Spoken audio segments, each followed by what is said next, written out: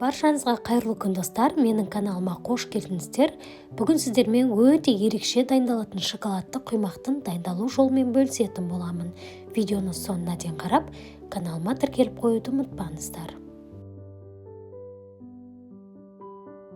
Ең алдымен ыдысымызға жұмыртқаны салып, үстінен қант пен азырақ тұзымызды салып, венчиктің көмегімен жақсылап араластырып аламыз. Жақсылап араласып болғаннан соң үстінен ерітілген сармай мен жылы сүтімізді құйып, тағы да жақсылап араластырамыз.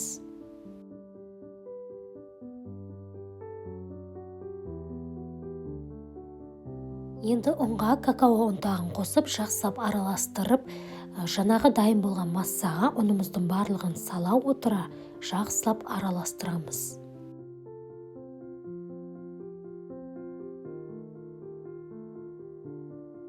Массамыз бір келкі болғанша жақсылап тоқтамастан осылай араластырамыз. Арасында түйір-түйірлері болып қалмас үшін тоқтамастан осылай араластырып тұрыңыздар. Енді дайын болған массаның үстінен ыстық қайнап тұрған суымызды құйып, тағы да жақсылап араластырамыз.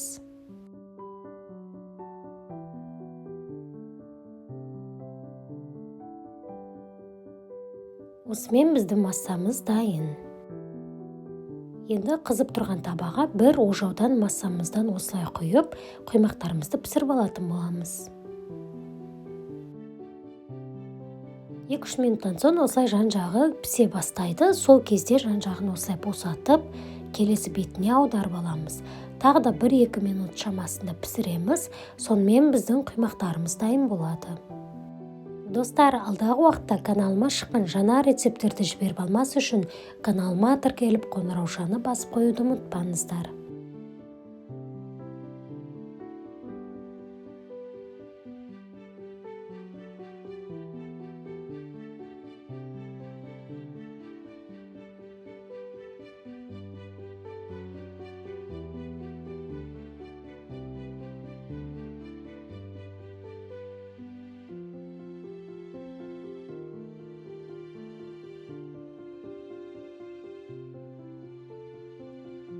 Осымен біздің құймақтарымыз дайын, өте қарапайым жолмен дайындалады, әрі дәмі де ерекше болып шығады.